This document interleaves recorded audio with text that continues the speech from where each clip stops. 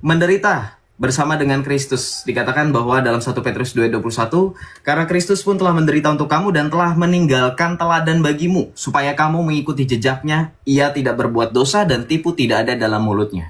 Jadi perhatikan, Rasul Petrus menekankan bahwa kita harus meneladani Yesus. Dalam hal kehidupan terutama ditekankan tidak ada dosa dan tidak ada tipu. Karena yang paling utama adalah mengejar kekudusan sama seperti Kristus yang adalah kudus.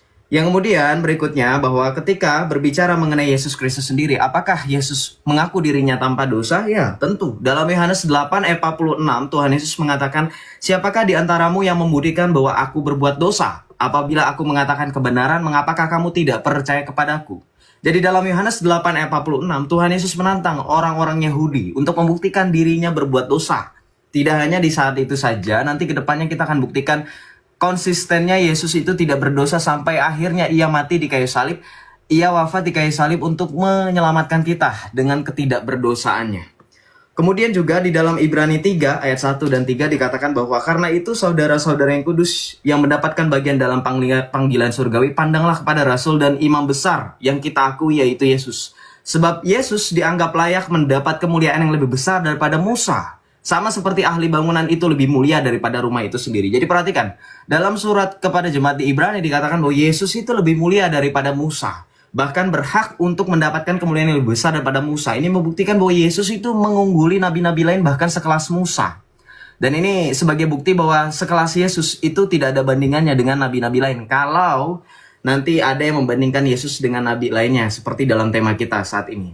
Kemudian di dalam Yohanes 19 ayat 4, ini yang tadi saya buktikan dalam ayat yang berikutnya, dalam Yohanes 19 ayat 4, bahwa tidak hanya Yesus, tidak hanya para murid atau internal saja yang mengakui kekudusan Yesus, tapi juga Pilatus mengakuinya. Dalam Yohanes 19 ayat 4, Pilatus keluar lagi dan berkata kepada mereka, lihat, aku membawa dia keluar kepadamu supaya kamu tahu bahwa aku tidak mendapati kesalahan apapun dalam dirinya. Ini membuktikan bahwa keteladanan Yesus itu menyelingkupi berbagai macam, termasuk satu yang paling utama yaitu ketidakberdosaan. Kenapa saya menekankan ketidakberdosaan dulu lebih daripada aspek-aspek lain? Karena ketika kita mengikuti suatu ajaran, kita fokus kepada apa yang menyebarkan atau siapa yang menyebarkan ajaran itu. Yesus menyebarkan ajaran kasih, ajaran tentang mengikutinya, dan barang siapa yang percaya kepadanya, ia akan selamat. Apa yang diimani oleh orang Kristen itu adalah bahwa kami percaya Yesus satu-satunya suri tauladan sejati. Yesus mengungguli para nabi-nabi lainnya. Maka ketika di dalam Yohanes 14 ayat 6, ketika Tuhan Yesus berkata, akulah jalan dan kebenaran dan hidup, tidak seorang pun sampai kepada Bapa kalau tidak melalui aku. Itu adalah bukti bahwa Tuhan Yesus itu sangat-sangat satu-satunya jalan dan kebenaran dan hidup. Ana huwa thoriq al-haq al-haya. Dan ketika Tuhan Yesus berjalan di atas muka bumi ini, ia ingin supaya yang mengikutinya tidak hanya selamat tetapi juga meneladani kehidupannya. Dibuktikan tadi, saya tekankan sekali lagi supaya nanti Ustadz Yusuf tidak lupa bahwa dia hidup kudus, tidak berdosa, mengajarkan kedamaian, kemudian dia juga mengajarkan teladan-teladan lain, yaitu mengasihi musuh lebih daripada siapapun, kemudian juga berdoa bagi mereka yang menganiayanya. Kemudian juga Yesus mengajarkan kerendahan hati, dan yang terakhir Yesus konsistensi terhadap ajaran-ajaran yang sampai dengan detik ini gereja kemudian tetap lestarikan, dan kami sebagai pengikut Kristus tetap imani. Oleh sebab itu dalam tema kali ini saya minta supaya dalam perdebatan kali ini saya minta dalam pihak Islam untuk juga membuktikan, sama seperti saya membuktikan dalam hal-hal apa yang menekankan Yesus itu sebagai satu-satunya suri tauladan sejati. Saya harap dalam Islam membuktikan Muhammad cocok atau pantas mendapatkan gelar suri tauladan sejati seperti dalam surah Al-Ahzab. Nah, itu bisa dibuktikan dalam hal apa? Nanti kita akan dengarkan Ustadz Yusuf PI membuktikan dalam dalil per dalil seperti apa yang saya suarakan. Terima kasih. Tuhan Yesus memberkati.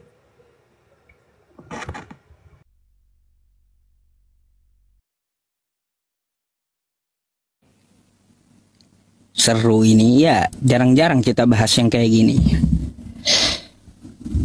Sabar. Waktunya belum muncul.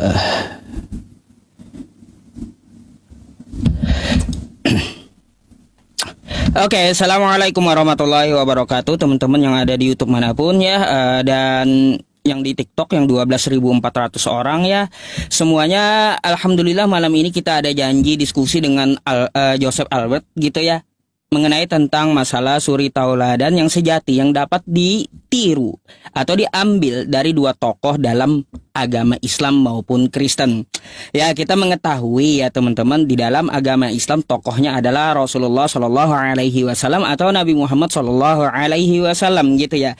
Cuma ini adalah judul yang dibawakan oleh Joseph gitu ya. Sebenarnya sih judulnya tidak apple to apple. Kenapa saya bilang seperti itu? Karena kita membanding Nabi dengan yang dituhankan oleh kawan-kawan kita. Tetapi nggak apa-apa. Yang kita permasalahkan di sini adalah suri tauladan yang baik yang dapat diambil dari kedua tokoh ini, gitu ya. Teman-teman semuanya, sesuai dengan Quran Surah Al-Ahzab ayat 21 yang berbunyi faqalallahu ta'ala a'udzubillahi minasyaitonirrajim bismillahirrahmanirrahim laqad kana lakum fi rasulillahi uswatun hasanah. Sungguh yang ada di dalam diri Rasulullah Shallallahu Alaihi Wasallam itu ada suri tauladan yang baik yang patut untuk kita contoh. Di opening tadi Joseph juga sudah mengutarakan seperti apa itu yang patut dicontoh dari Rasulullah Shallallahu Alaihi Wasallam. Maka kita akan merujuk ke hadis dari sifat-sifat Rasulullah Shallallahu Alaihi Wasallam. Apa saja sifat dari Rasulullah Shallallahu Alaihi Wasallam? Yang pertama adalah siddiq, yaitu jujur. Ketika dia berdakwah dia jujur, tidak ada yang disembunyikan.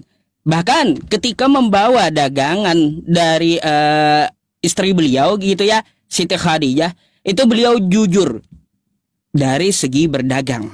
Makanya istrinya sangat mencintai Rasulullah Shallallahu Alaihi Wasallam atas kejujuran beliau. Itu yang pertama ya teman-teman semuanya. Yang kedua, amanah. Apa itu amanah? Yaitu dapat dipercaya. Ketika beliau menyampaikan sesuatu, apa yang beliau sampaikan itu dapat dipercayai. Bahkan sebelum kenabian, Rasulullah Shallallahu Alaihi Wasallam itu juga sudah bergelar dapat dipercaya atau dalam bahasa Arabnya Al-Amin. Sebelum kenabian udah bergelar dapat dipercaya. Terus yang ketiga, tablik, menyampaikan. Sesuai dengan hadis Rasulullah Shallallahu Alaihi Wasallam juga ya, balighu anni walau ayah, sampaikan dariku walau satu ayat. Rasulullah Shallallahu Alaihi Wasallam ketika beliau mendakwahkan agama Islam baik secara sembunyi-sembunyi ataupun terang-terangan, beliau sampai dilempari batu berdarah-darah di dahi, beliau tetap sabar menyampaikan agama Islam. Contoh waktu kejadian di Taif, beliau dilempari orang-orang Taif sampai berdarah dahi beliau. Nah, tuh ya, salah satu contoh dari Rasulullah untuk menyampaikan agama Islam. Di hari ini kita mempunyai media-media ya, udah bukan seperti zaman dulu. Media-media sosial banyak. Maka kita manfaatkan media sosial ini untuk balighu anni walau ayah, menyampaikan walau satu ayat. Sesuai dengan Quran Surah An-Nahl ayat 125, ud'u ila sabili rabbika bil hikmah wa mau'izatil hasanah wajadilhum billati hiya ahsan. Serulah ke jalan Tuhanmu dengan hikmah. Berilah pelajaran terhadap mereka dengan pelajaran yang baik. Dan berdiskusilah dengan mereka dengan cara yang terbaik. Terus keempat, fatonah. Fatonah itu artinya cerdas. Jadi ya Rasulullah Shallallahu Alaihi Wasallam mencontohkan di dalam kehidupan kita ini agar cerdas dari segala aspek. Contoh ketika beragama maupun bermuamalah ya. Ketika bermuamalah saling menguntungkan. Terus ketika beragama ya kita harus belajar dulu sebelum kita mempraktekkan. Nah itu adalah kecerdasan beliau ketika mencontohkan membawakan syariat agama Islam ya teman-teman. Jadi itulah yang dimaksud dari Quran Surah Al-Ahzab ayat 21, suri tauladan yang baik ya. Saya jabarkan sedikit untuk Joseph, yaitu ada 4 yang saya jabarkan dulu ya. Meskipun banyak dari sifat Nabi, bukan hanya itu ya teman-teman semuanya. Kalau untuk masalah keselamatan, karena waktu saya terbatas ya, insya Allah saya akan menyampaikan setelah sesi ini. Terima kasih, silakan.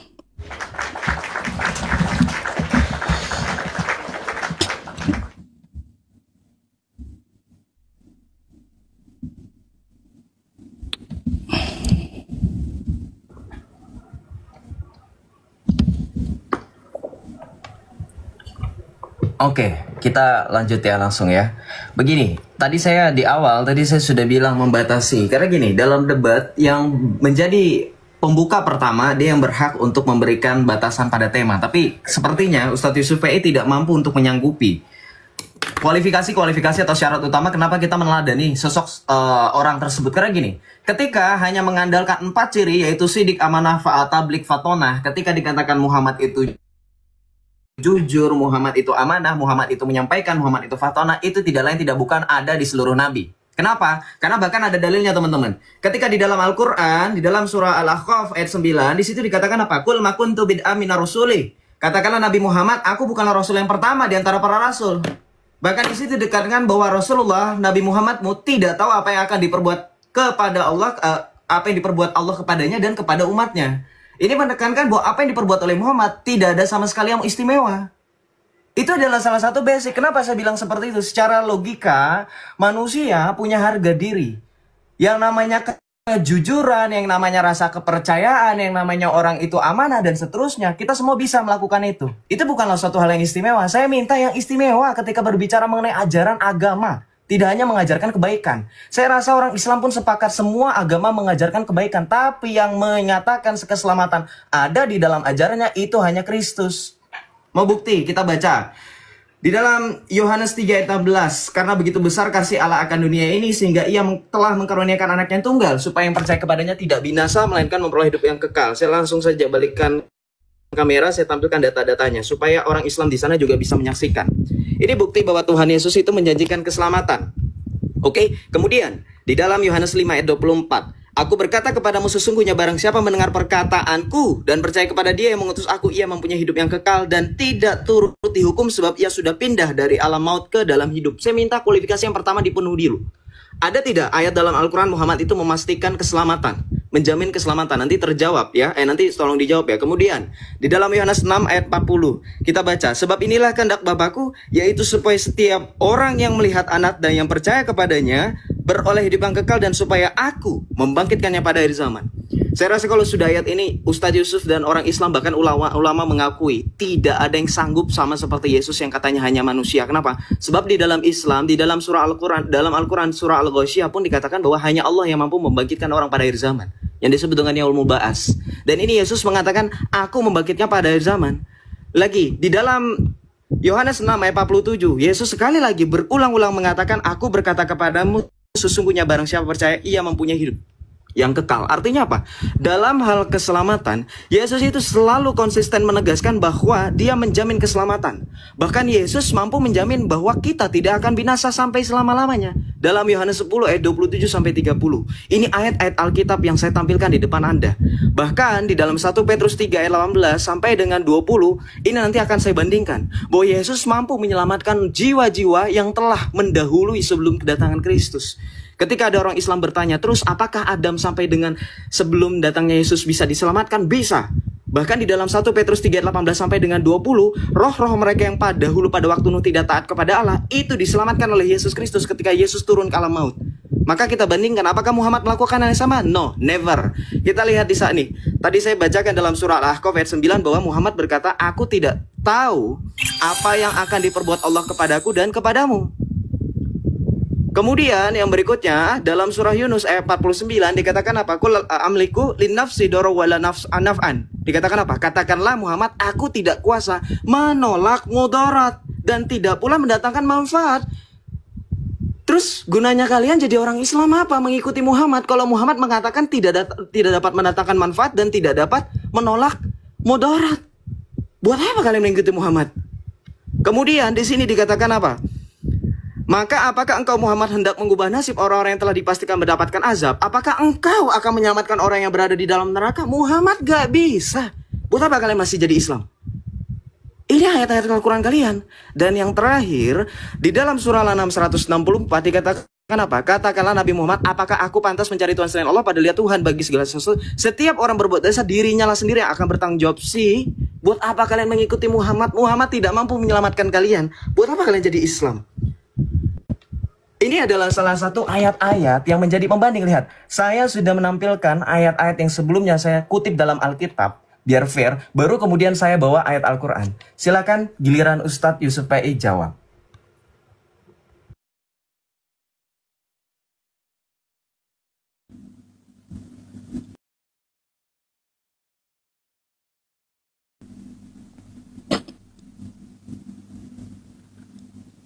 Sabar ya, belum nih, waktunya belum muncul. Nah nih.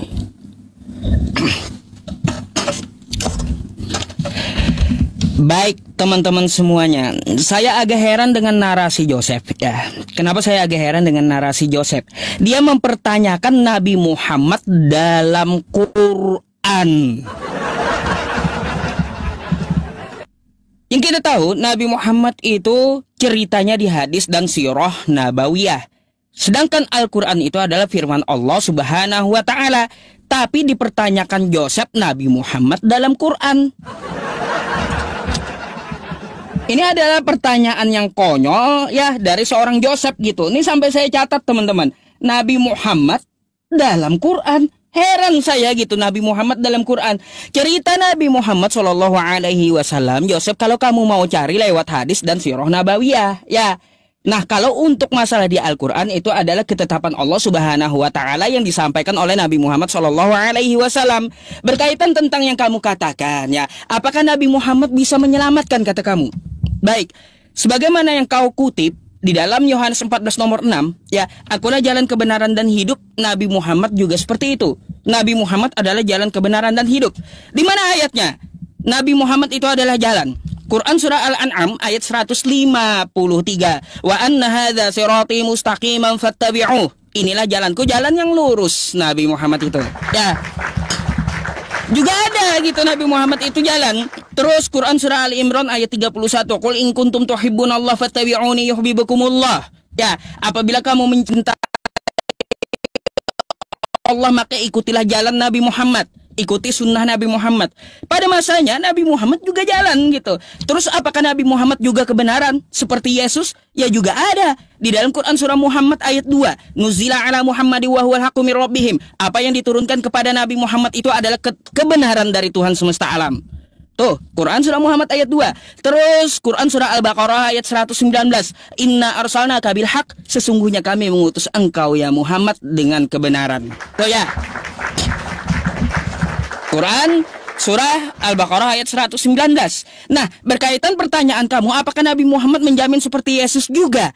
Padahal kan katanya Nabi Muhammad nggak bisa apa-apa tuh. Seperti yang ditampilkan oleh Joseph tadi. Ini sekalian menjawab ya pertanyaan Joseph, apakah Nabi Muhammad bisa menyelamatkan dan apakah Nabi Muhammad menjamin hidup yang kekal? Dapat kita lihat di dalam sebuah hadis ya teman-teman yang saya tampilkan kepada Anda ini. Anda bisa membukanya di riwayat hadis Muslim dan di Bukhari. Apa yang dikatakan di sini? Kullu ummati yadkhulunal jannah illa man aba. Setiap umatku. Ya. Bentar ya teman-teman. Kamera saya ini kenapa nih? Setiap umatku akan masuk surga kecuali orang-orang yang enggan untuk memasukinya. Ya.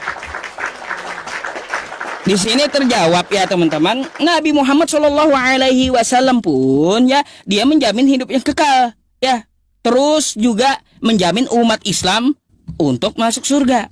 Juga ada seperti itu, yang seperti dikatakan oleh Yesus, akulah jalan kebenaran dan hidup. Dan sesuai dengan pertanyaan Joseph, apakah Nabi Muhammad bisa menyelamatkan? Padahal dia nggak bisa berbuat apa-apa. Nabi Muhammad itu tidak bisa menghapus dosa. Nabi Muhammad itu tidak bisa menimbulkan mudarat. Kan kayak gitu. Nabi Muhammad itu tidak tahu apa-apa tentang terjadi yang akan datang terhadap dirimu maupun terhadap diri beliau. Kenapa? Karena beliau adalah seorang nabi yang berserah diri kepada Tuhan semesta alam. Dia tidak akan melampaui Tuhannya yang maha tahu ya teman-teman.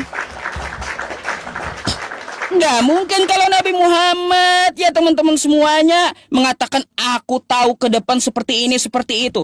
Udah bak kayak Tuhan. Makanya di situ tersirat ajaran Nabi Muhammad Shallallahu Alaihi Wasallam berserah diri kepada Allah Subhanahu Wa Taala. Sep, tadi aku menjabarkan 4 hal.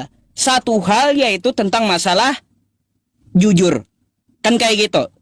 Amanah, kan kayak gitu ya. Nah, kata Joseph, jujur ini juga dimiliki oleh para nabi. Tidak bagi Yesus. Yesus di dalam Yohanes 7, ya, ayat 8 sampai 10, di situ dia berdusta. Nih, ya, coba kita buka Yohanes 7 8 sampai 10 ya. Nih ayatnya. Kata Yesus, "Pergilah kamu ke pesta itu. Aku belum pergi ke situ karena waktuku belum genap," kata Yesus. "Duluan aja ke pesta." Ya, demikian katanya kepada mereka. Dan ia pun tinggal di Galilea. Satu lagi nih. Tetapi sudah saudara Yesus berangkat ke pesta itu, ya, ia pun pergi juga ke situ. Yesus berdusta di situ ya, Sep ya. Apa yang mau diikuti? Tuh.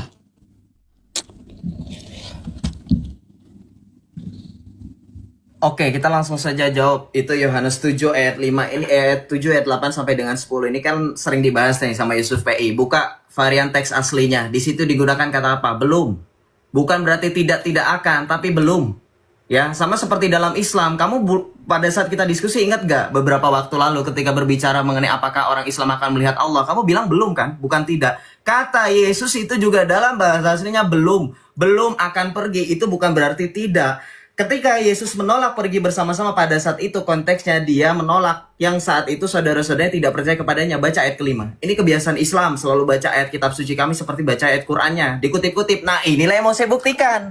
Apa yang mau saya buktikan? Yusuf PI bilang tadi dalam surah Al-An'am 153, Muhammad jalan yang lurus. Bohong. Nih, saya laporin kamu ke MUI. Ya, enak aja kamu. Saya tanya sama kamu. Di sini wa'anna. Wa'anna di sini siapa? Anak di sini siapa? Allah atau Muhammad? Kok ngaku-ngaku Muhammad jalan yang lurus? Yang berbicara ini Allah. Dibohongin loh sama Yusuf PI. Wah, parah nih. Tangkap dong ulama. Kok bisa-bisanya dia bilang ini Muhammad yang ngomong? Ini yang ngomong Allah. Jadi ketika di sini dikatakan artinya sungguh inilah jalanku yang lurus. Ini ada kataku. Ngibul aja kerjaannya. Tolong dong ulama ya, ditangkap. Ini Allah loh, tafsir pakai tafsir apapun, tafsir Jalalain, tafsir Wajiz, tafsir Ibnu Katsir, ini Allah loh berbicara, bukan tentang Muhammad. Ya, tolong direcord, ini parah nih ustadz kalian. Tukang bohong. Kemudian yang berikutnya, kamu tadi bilang katanya Joseph itu salah paham. Joseph kok nanya tentang Muhammad di Al-Qur'an? Lah terus dari tadi kamu ngapain kutip-kutip ayat untuk membuat seolah-olah Muhammad itu jalan yang lurus, jalan yang benar dan seterusnya, ha? Yang saya maksud, Yusuf, adakah di dalam Al-Quran Muhammad itu betul-betul jalan yang lurus, betul-betul menjamin keselamatan? Kenapa? Karena kita lihat di sini. Kamu kan pakai hadis katanya. Tadi, setiap umatku akan masuk ke dalam surga. Tapi bohong ya, kerjaannya Muhammad sama Yusuf PI sama-sama tuh ya, bukan jujur nih. Baca. Tidak ada seorang pun di antaramu yang tidak melewatinya, yaitu melewati apa? Melewati neraka. Tetap akan lewat. Hah? Jadi tetap akan masuk dalam surga. Tidak Pak. Betul, memang akan masuk dalam surga. Cuman anehnya dalam Islam, mereka masuk dalam neraka dulu. Nanti ada hadis yang sahih mengatakan sampai Allah memanggil nama terakhir penduduk neraka, barulah neraka ditutup. Itu kan Allah kan tidak sekonyong-konyong langsung masuk surga. Oke, betul? Oke, kita lanjut. Kemudian, kamu bilang bahwa Muhammad bisa memastikan, sekali lagi, Muhammad itu tidak mengetahui apapun. Kenapa? Karena di sini saya bisa buktikan Muhammad saja berdosa. Baca di sini. Ketika dikatakan apakah semua nabi itu berdosa? Iya, semua nabi berdosa. Makanya tadi Yusuf PI sampai mengeluarkan narasi seolah-olah Yesus itu lebih berharga daripada Tuhan, daripada Muhammad. Kenapa? Karena memang hanya Yesus yang mampu menghapus dosa dan tidak berdosa. Karena di sini bahkan dalam surah Al-Qasas ayat 15 sampai 16, Musa pun berdosa. Maka sama seperti Musa, Muhammad pun berbuat dosa. Makanya Muhammad itu memohon ampun kepada Allah atas dosanya. Tetapi juga Muhammad, kita tahu bahwa punya dosa yang lalu dan yang akan datang. Artinya apa? Terus buat apa kalian percaya Muhammad akan menemani kalian masuk ke dalam surga? Baca loh. Di sini dosa Muhammad yang akan datang. Saya tanya, dosa Muhammad yang akan datang itu yang apa? Hah? Kemudian dikatakan bahwa Muhammad menunjuki jalan yang lurus. Kalau menunjuki jalan yang lurus, kenapa dalam surah Al-Fatihah kalian selalu berdoa, ihdinas siratal mustaqim, tunjukkanlah kami ke jalan yang lurus? Apakah Muhammad tidak kalian anggap? Apakah Muhammad itu hanya figura saja? Jadi bagaimana retorika dalam Islam, konsistensi dalam Islam ketika Muhammad dikatakan sebagai ajaran yang lurus? Buang. Al-Fatihah, jangan berdoa tunjukkanlah kami ke jalan yang lurus. Buang. Kenapa? Karena kalau sudah ada Muhammad, ngapain minta tunjukin? Oke. Kemudian yang berikutnya, saya tadi mau menunjukkan bahwa ketika Tuhan Yesus mengetahui tentang keselamatan berbeda dengan Muhammad. Kenapa? Bahkan Muhammad tentang keluarganya sendiri dikatakan apa? Dalam suatu hadis riwayat Bukhari nomor 2753 dan hadis riwayat Muslim nomor 206, kalau Muhammad katanya menjamin kalian semua masuk surga, keluarganya pun tidak bisa menyelamatkan diri. Baca, selamatkanlah diri kalian, sesungguhnya aku tidak dapat menolong kalian sedikit. Bayangkan loh, bahkan Siti Aisyah pun dikatakan tidak dapat ditolongnya. Gak cuman istri dan keluarganya, Muhammad pun gak bisa nolong Fatimah putrinya. Wahai Fatimah putri Muhammad, mintalah padaku apa yang kau mau dari hartaku, sesungguhnya aku tidak dapat menolongmu sedikit pun dari Allah. Terus kenapa kalian percaya? Gimana ini? Silahkan dibantu untuk dijelaskan. Oke.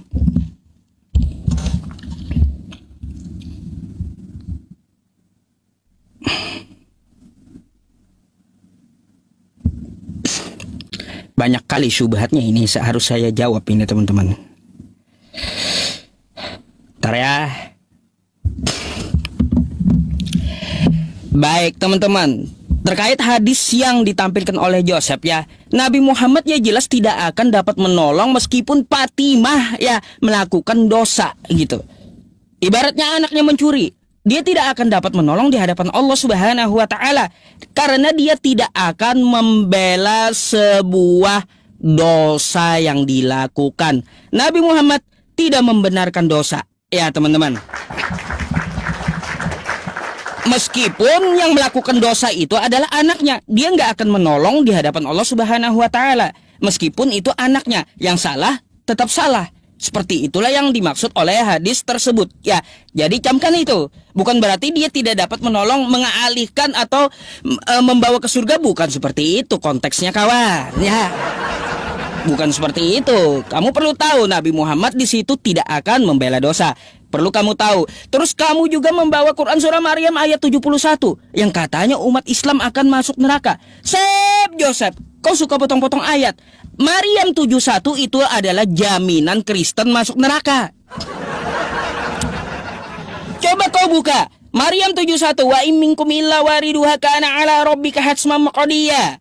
Tidak ada seorang pun, saya bukakan saja ya teman-teman semuanya. Nih, biar Anda tahu semua, Maryam 71 adalah jaminan Kristen masuk neraka. Nih saya kasih ayatnya sama Anda.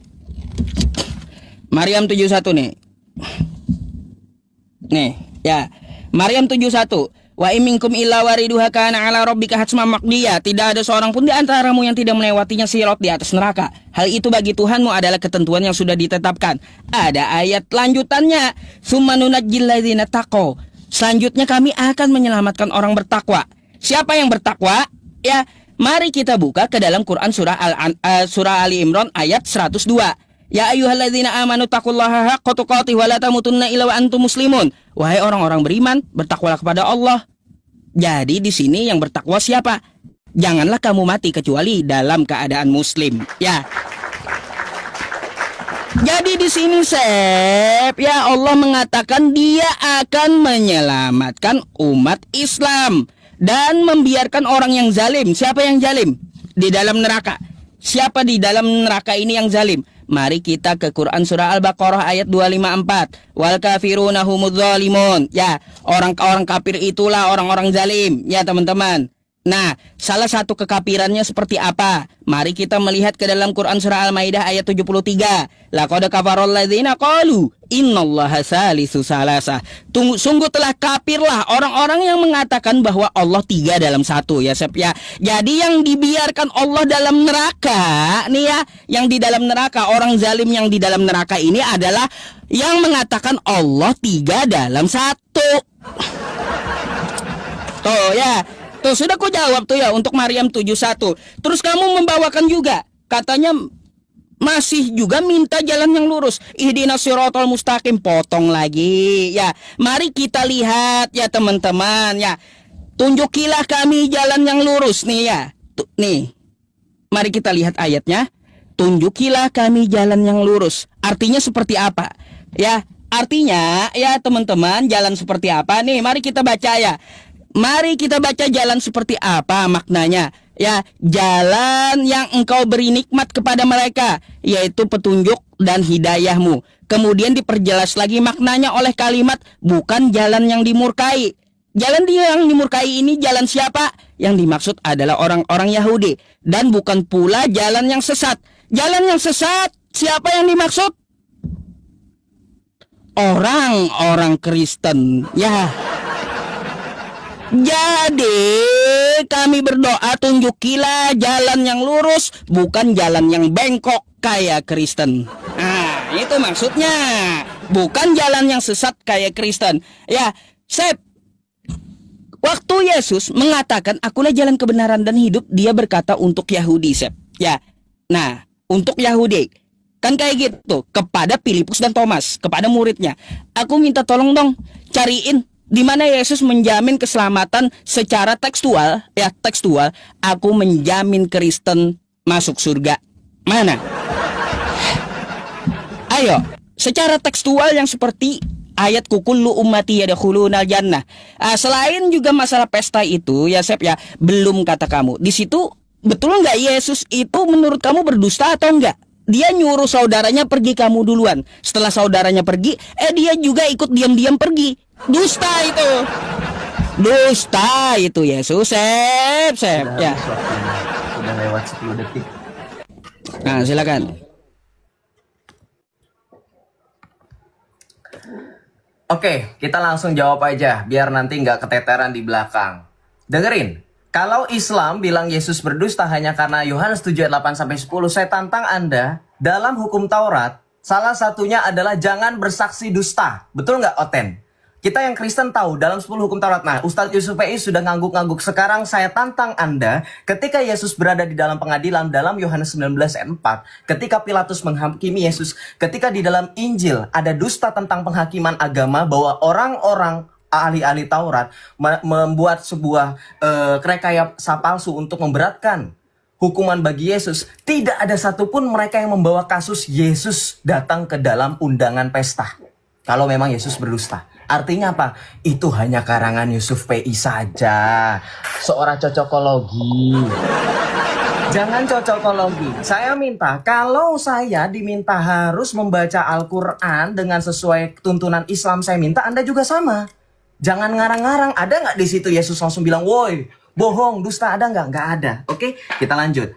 Dari tadi saya perhatikan Ustadz Yusuf PI ini hanya modal congor. Kenapa saya bilang modal congor? Saya nggak tahu Yusuf PI ini lulusan mana. Karena dia menafsirkan Al-Quran seenak jidat. Sedangkan dalam surah Hud ayat pertama dikatakan apa? Alif lam ro kitabun uqimat ayatuhu tsumma fusilat.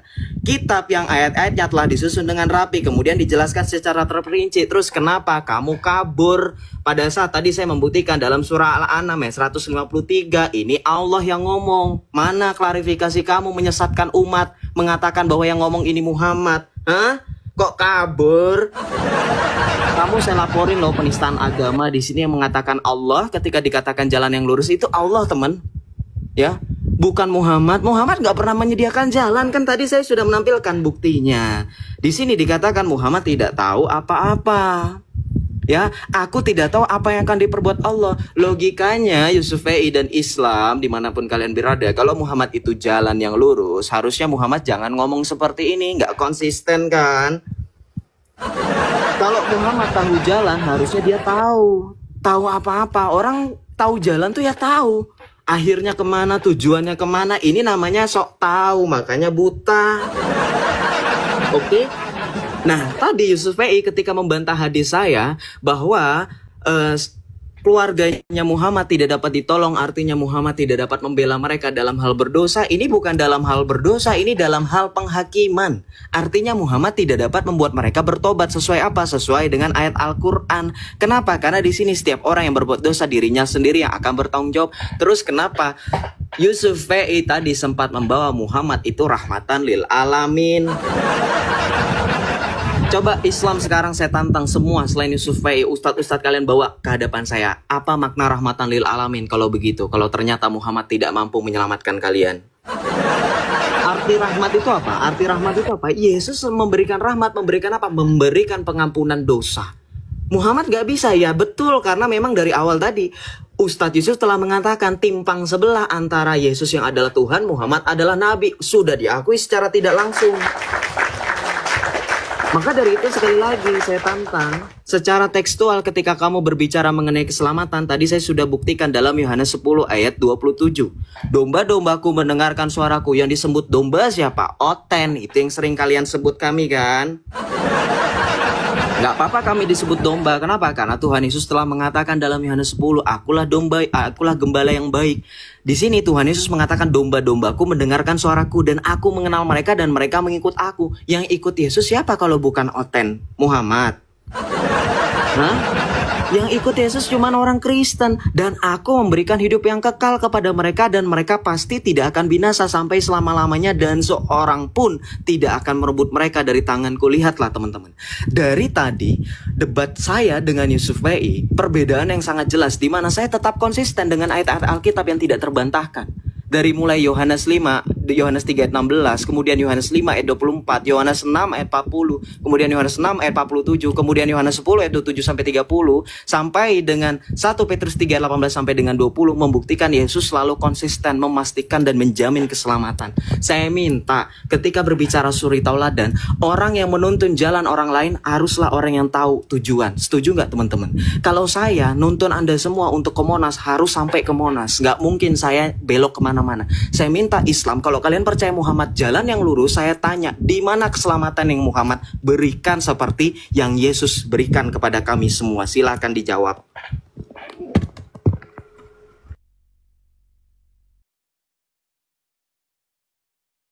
Oke.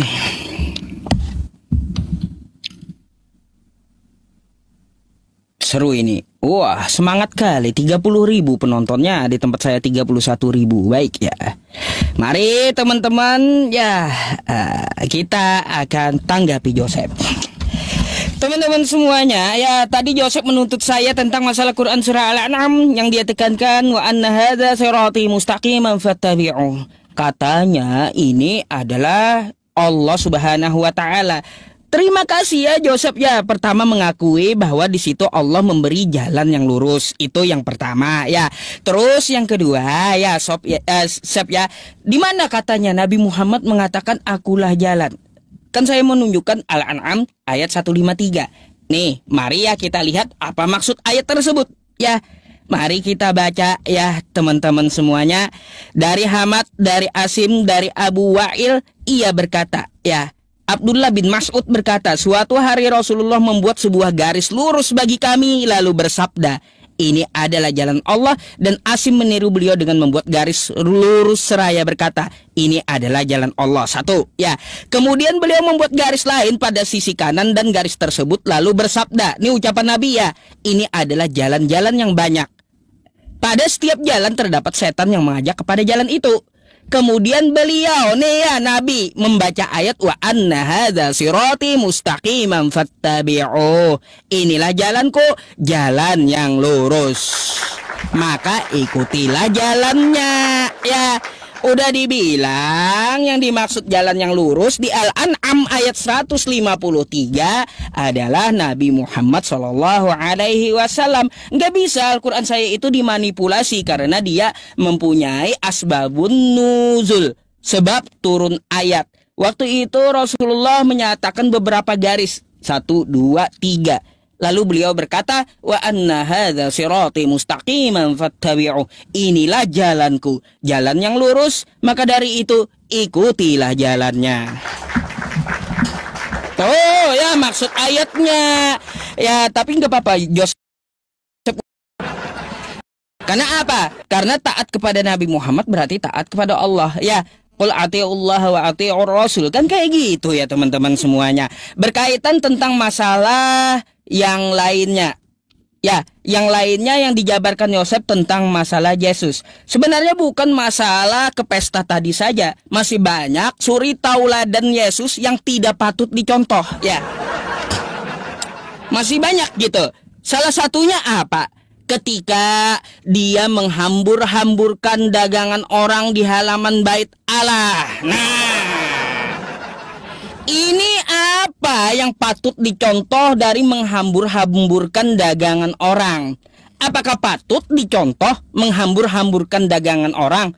Suri tauladan apa yang dapat diambil menghambur-hamburkan dagangan orang? Di halaman, ingat ya, itu di halaman Matius 21 ya. Baca, Yesus masuk ke dalam bait Allah, ke dalam. Habis itu dia mengusir pedagang yang di halaman ya.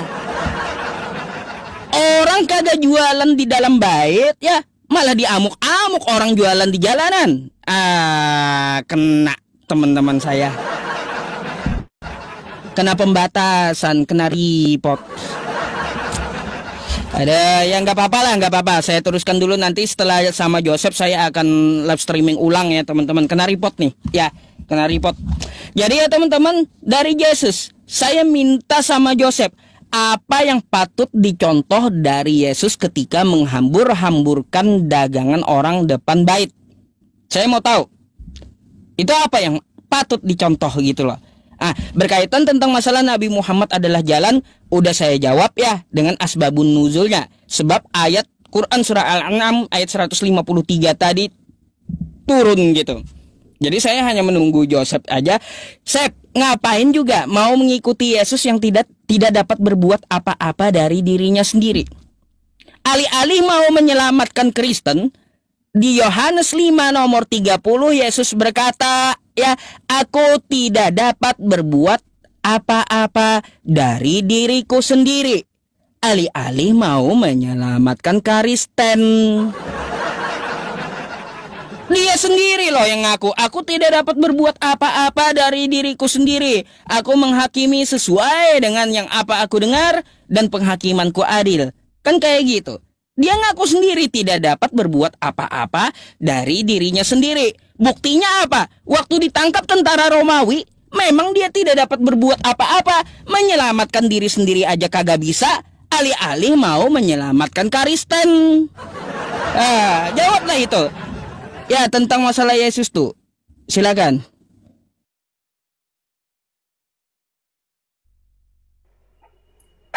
Oke, kita langsung. Belum. Nah. Oke, kita langsung jawab ya. Ketika dikatakan dalam Yohanes 5 ayat 30, ini ayat kesenangan Islam. Perhatikan, ini kan saya tadi sudah peringatkan, Islam baca Alkitab kami jangan seperti kalian membaca kitab kalian katanya suci itu loh. Yang ayat 1 sama ayat lainnya nggak nyambung. Itu sebab tadi kamu menafsirkan surah Maryam ayat 71 yang katanya itu untuk kami orang Kristen. Nggak terbukti dalam Maryam. Nggak ada kan? Saya ketawa-tawa tadi, ngeliat gak teman-teman yang tadi dia bahas katanya Maryam 71 melewati neraka itu untuk kami orang Kristen. Ada nggak? Saya tanya Ustadz, tertulis dalam ayat 72 atau ayat 70. Ini untuk orang-orang Nasrani. Nggak ada. Makanya kamu lompat-lompat ke Al-Baqarah, ke Ali Imran. Itu ya Al-Quran ya? Lompat-lompat ya? Nggak nyambung ya? Nggak ada kan di sini? Dikatakan orang Kristen yang masuk neraka. Jadi bohong kamu itu. Kemudian kamu mengatakan Yohanes 5 ayat 30, kamu mengatakan bahwa Yesus tidak mampu berbuat apapun dari dirinya sendiri. Perhatikan loh, ini menekankan bahwa Yesus dengan Allah Sang Bapa itu satu. Satu dalam apa? Satu dalam hakikat. Maka ayat 30 ini satu perikop dengan ayat 19. Kamu berani nggak baca? Di ayat 19, Yesus ini berbicara tentang kesaksian dari dirinya. Maka Yesus menjawab mereka katanya, aku berkata kepadamu, sesungguhnya anak tidak dapat mengerjakan sesuatu dari dirinya sendiri jikalau tidak ia melihat Bapa mengerjakannya. Sebab apa yang dikerjakan oleh Bapa dikerjakan oleh anak. Jeder. Jadi Yesus menyamakan dirinya dengan Allah Sang Bapa. Betul tadi Yusuf PI sempat mengatakan bahwa Bapa menyerahkan penghakiman ke anak. Apakah Yusuf PI mau murtad dia ngomong kayak gitu? Kenapa? Karena dalam surah At-Tin ayat yang ke-8 dikatakan apa? Dalam surah At-Tin ayat ke-8 teman-teman baca. Alaihissallahu biahkamil hakimin. Artinya apa? Bukankah Allah hakim yang paling adil? Artinya apa? Satu-satunya hakim itu hanya Allah kalau dalam Islam. Berarti kalau Yusuf PI barusan ngomong Yesus juga menjadi hakim, berarti Yusuf PI murtad kauliah kali ya? Karena menganggap bukan hanya Allah saja sebagai hakim. Oke, tapi nggak apa-apa, kita lanjut. Tadi dia juga ngotot tafsir Al-An'am 153. Ini saya selalu perhatikan, seorang Yusuf PI itu selalu memelintir apa yang kita omongi. Perhatikan loh. Ini kalau kamu baca secara jelas-jelas, Muhammad mengatakan jalan dari Allah, bukan jalan dari dirinya. Ini jalan Allah yang lurus, bukan jalanku. Berarti tidak ada satupun narasi Muhammad mengatakan ini jalanku. Berarti gugur Muhammad dikatakan jalan. Jangan bohong, makanya saya sudah bilang, kamu mau lari kemana data, saya juga ada. Ini kamu pakai Imam Ahmad Ibnu Hanbal mengatakan, Abu Bakar, Ibnu Abbas, dan seterusnya, Ibnu Mas'ud. Ini justru menegaskan Muhammad itu bukan mengatakan ini jalanku. Beda dengan Yohanes 14 ayat 6. Yesus mendeklarasikan bukan jalan Muhammad, bukan jalan Petrus, bukan jalan Yakobus, tapi jalan dirinya sendiri yang adalah jalan. Ana huwa thoriq al-haq al-haya. I am the way, the truth, and the life. Aku, kata Yesus, bukan dia. Jadi jangan ngotot Muhammad jalan yang lurus. Muhammad itu bukan jalan Allah. Ya memang saya mengakui Allah itu jalan. Makanya Allah yang telah menyatakan jalan itu dialah Yesus Kristus. Makanya saya tantang, ini tema penting untuk diangkat untuk membuktikan Yesus itu sejajar dengan Muhammad. Tapi dari awal Yusuf PI telah mengambil langkah yang salah, mengakui tidak sebanding Muhammad dengan Yesus.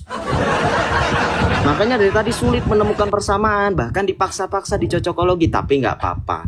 Kemudian kamu menegaskan tadi di dalam Injil di dalam Injil Matius 21 bahwa ketika Tuhan Yesus katanya memutarbalikkan dagangan-dagangan orang lain dikatakan sebuah dosa dan seterusnya. Kamu tidak membaca dalam Perjanjian Lama, di mana di dalam Yesaya di situ dikatakan apa? Dalam Yesaya 56 ayat 7 dikatakan dalam nubuatan Nabi Yesaya bahwa rumah doa itu akan dibuat menjadi sarang penyamun. Artinya apa? Yesus bukan berbuat dosa. Karena dosa justru melanggar ketetapan Allah. Tetapi yang Yesus lakukan adalah menegakkan hukum bagi Allah. Yang Yesus lakukan ada justifikasi. Makanya Yesus mengutip nubuatan Yesaya. Sebab ada tertulis, rumahku akan disebut rumah doa bagi segala bangsa. Tetapi engkau menjadikan rumahku menjadi rumah penyamun.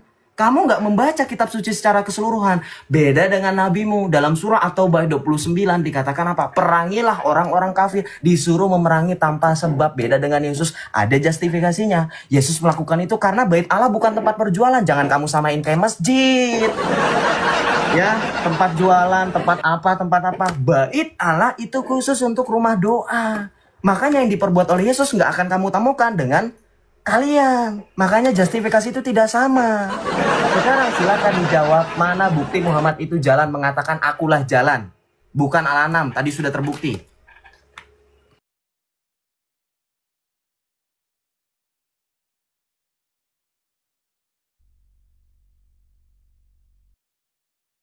Tujuh menit terakhir. Ustadz lupa di mute. 7 menit terakhir mau bagaimana terserah. Ini udah 1 jam ya. 1 ronde lagi lah. 7 menit lagi, ya. Oke. Oh jadi Ustadz terakhir, abis itu langsung penutup gitu. Boleh? Iya toh? Karena kan 5 menit. Iya, 5 menit terakhir Ustadz berarti. Iya, abis itu penutup langsung. Iya. Ya toh?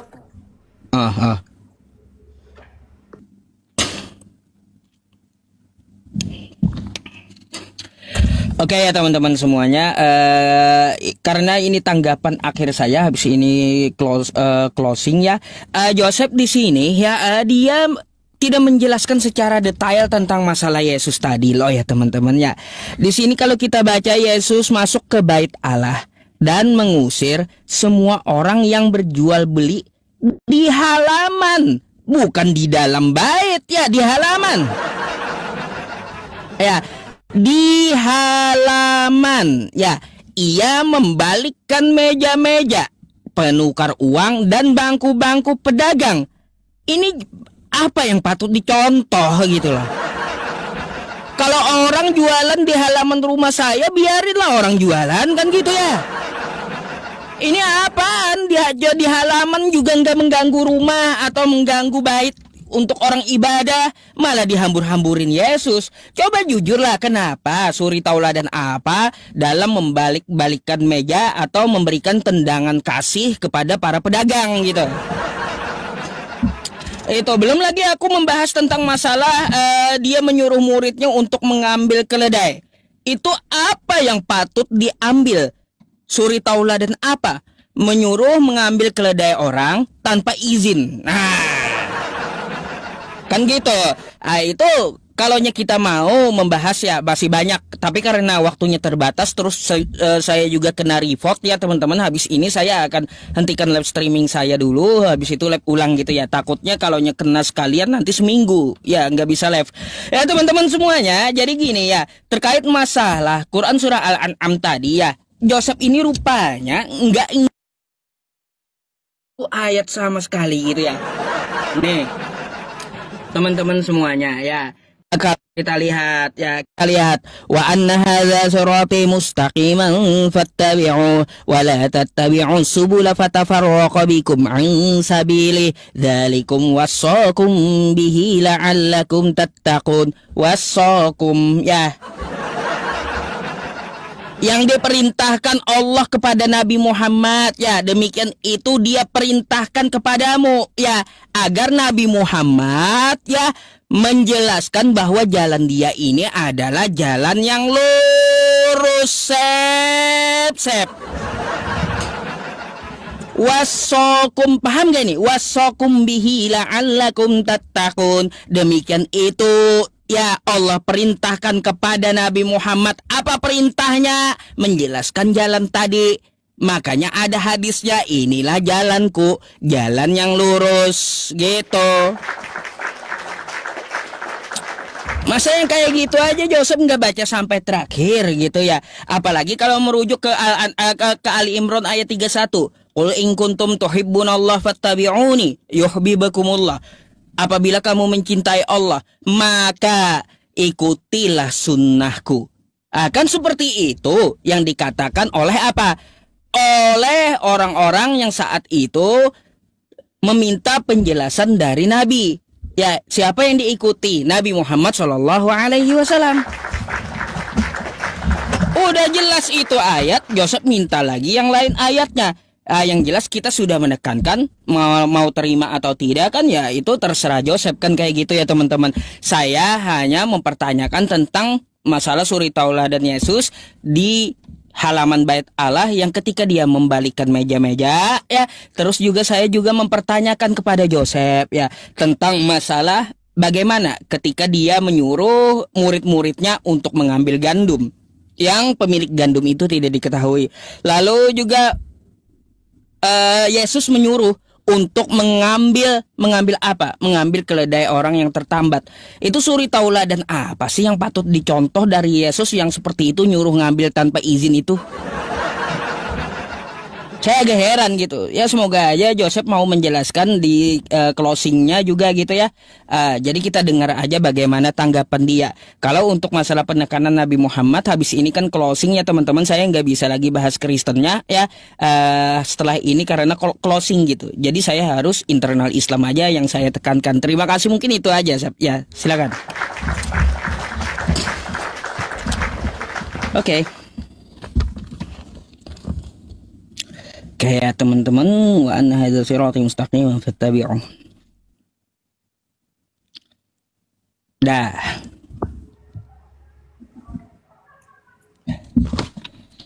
Silakan. Ini closing, Sep. Ya. Saya tahu. Oke. Silakan. Oke. Belum dimulai ya, Mas? Mana waktunya? Belum. Pencet dulu. Oke baik, saya hargai begitu luar biasanya upaya dari Yusuf VO untuk membuat saya chaos ya dengan tambahan-tambahan data, padahal dia tahu ini penutup loh. Dia nambahin lagi Yesus mencuri keledai. Dia pikir saya nggak akan bahas. Saya sudah buat tandar babak belur. Padahal dia sekelas lawyer. Adakah tertulis dalam hukum Yahudi ketika Yesus disalib? Saya tadi sudah tantang kamu kan sebelumnya ketika berbicara mengenai Yesus tidak pergi ke pesta undangan. Ada nggak ketika Yesus dihakimi? Ini sama, tetap sama konteksnya. Saya tantang, silahkan Islam semua terbuka. Ingat ya, ini closing. Saya tantang sehabis ini kalian bisa buktikan dalam ayat Alkitab Yesus ketika dihakimi oleh Pontius Pilatus di dalam pengadilan, termasuk ketika kalian baca perikop Alkitab dalam Injil Matius dalam Matius 26 tentang dusta mahkamah agama. Adakah di situ mahkamah agama semuanya berunding untuk mengagaskan Yesus pencuri keledai? 1. Yesus berdusta ketika dia tidak datang undangan. 2. Kemudian Yesus katanya mencuri gandum. Ada tidak? Saya tantang kamu.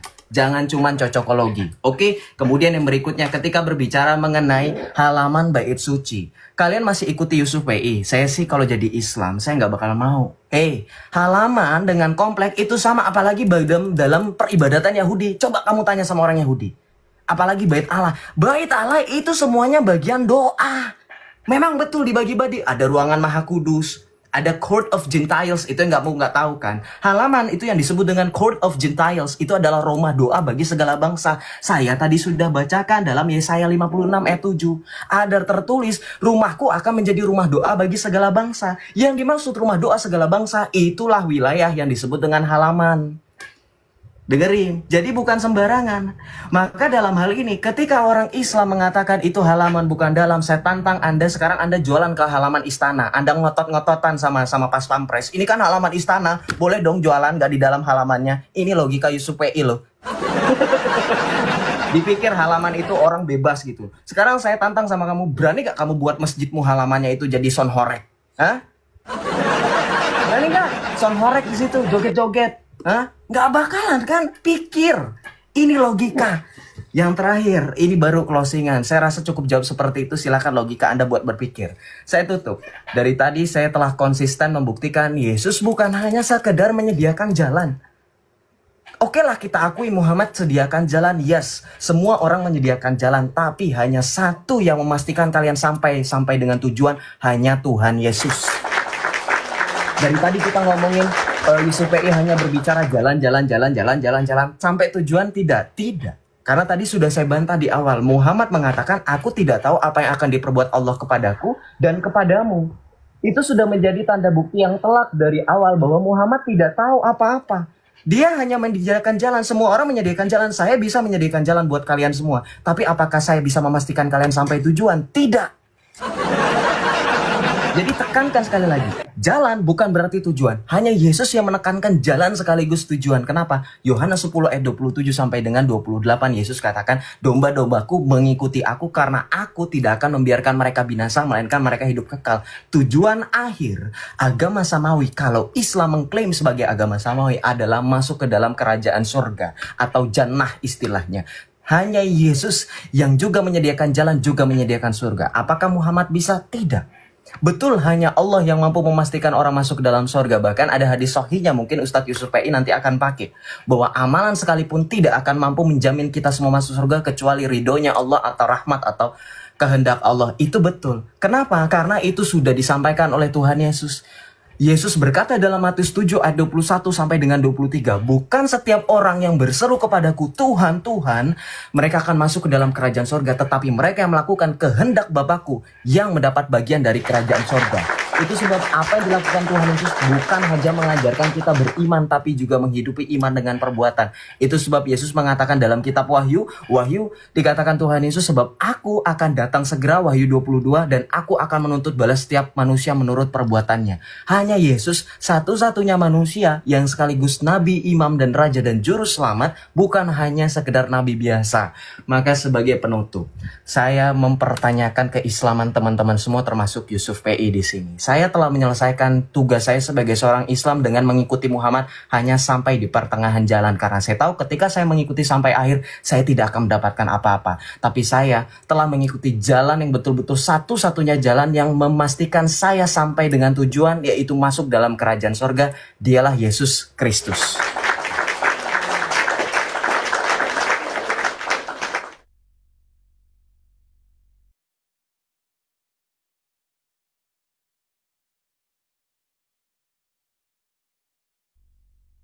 Akhir ya teman-teman, closing saya.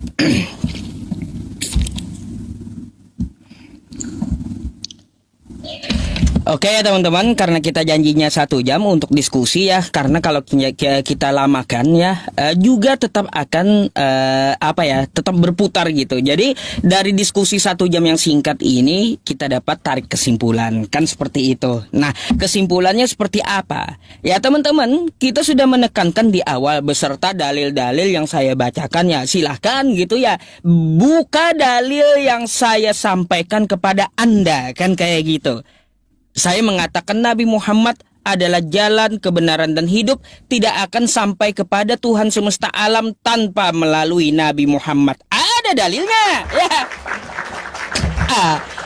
Ada. Lalu di mana? Apakah langsung seperti yang Yohanes 14 nomor 6 yang seperti dikatakan Yesus? Enggak. Dari Al-Quran dan hadis, karena pedoman dari umat Islam itu ada 2, Al-Quran dan hadis, ya kayak gitu. Benarkah, sekali lagi ya teman-teman saya tekankan, benarkah Nabi Muhammad itu adalah jalan? Saya udah jabarkan tadi, jalan yang dipermasalahkan oleh Joseph sudah kita jelaskan juga, tapi tidak terima ya derita dia, kan kayak gitu. Yang jelas ya Al-Quran kita mengatakan bahwa Nabi Muhammad itu jalan. Terus juga di dalam Quran surah Ali Imran ayat 31 yang sering saya baca tadi, Qul in kuntum tuhibbunallah fattabi'uni yuhibbukumullah, kan kayak gitu. Ya, dapat kita lihat di situ adalah jalannya Nabi Muhammad mengikuti sunnahnya. Terus Nabi Muhammad kebenaran. Nabi Muhammad itu kebenaran di dalam Quran. Nih ya, ini saya tampilkan aja ya. Ayat Al-Baqarah 119 ya. Inna arsalnaka bil haq basyira wa nadhira. Sesungguhnya kami telah mengutusmu Nabi Muhammad dengan hak, ya. Hak ini maksudnya kebenaran ya teman-teman. Tapi di balik itu ada juga Allah mengutus setan, teman-teman. Ada.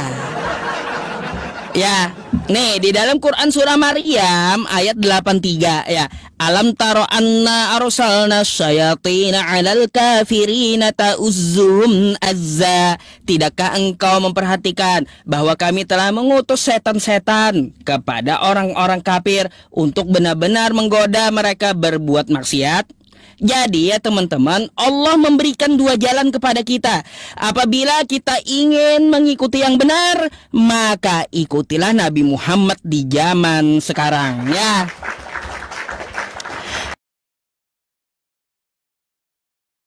Nabi Muhammad berarti dia mengikuti setan ya. Kan gitu. Allah udah utus 2. Ada setan, ada Nabi Muhammad dengan kebenaran. Jadi orang-orang sekarang yang tidak mengikuti Nabi Muhammad, yang ingkar kepada Nabi Muhammad, berarti dia pengikut setan. Kayak gitu ya teman-teman semuanya. Jadi seperti itu maksudnya. Kita lihat aja siapa pengikut Nabi Muhammad berarti pengikut kebenaran. Siapa yang ingkar kepada Nabi Muhammad berarti dia adalah pengikut setan. Dan yang terakhir ya teman-teman, Nabi Muhammad sudah saya jabarkan juga, dia menjamin hidup yang kekal sesuai hadis tadi, kan kayak gitu ya. Betul, Nabi Muhammad itu dia tidak dapat berbuat apa-apa terhadap dosa-dosa yang dilakukan oleh keluarganya ya, karena dia tidak akan membela dosa, tidak akan membenarkan dosa gitu. Tetapi Rasulullah Shallallahu Alaihi Wasallam diberikan syafaat, ya diberikan rahmat oleh Allah untuk apa? Memberikan syafaat kepada orang yang bersolawat kepadanya, gitu ya teman-teman. Udah, ya. Jadi fix gitu, nggak perlu dipermasalahkan lagi tentang masalah jalan keselamatan di dalam agama Islam. Udah paripurna, udah jelas gitu. Yang jelas kesimpulannya sesuai yang saya sampaikan, apakah kita ingin ikut Nabi Muhammad dengan kebenarannya atau maukah kita mengikuti setan dengan kesesatannya di zaman sekarang? Ya gitu aja. Dah, kesimpulannya yang tidak mengikuti Nabi Muhammad adalah pengikut setan. Gitu. Ya teman-teman, mungkin itu aja yang kita diskusikan dengan Joseph hari ini ya. Saya berterima kasih untuk Joseph menemani saya mau berdiskusi malam hari ini ya. Mungkin kalau mau nanti ya silakan disusun kembali dengan judul yang berbeda ya Sep ya. Terima kasih banyak. Saya mohon maaf atas segala kekurangannya, untuk Joseph juga ya. Terima kasih banyak dan saya mohon maaf atas segala kekurangan ataupun kosakata yang menyinggung gitu ya. Oke, Sep. Terima kasih banyak ya. Izin pamit dulu. Ya, Malam. selamat malam. Selamat malam.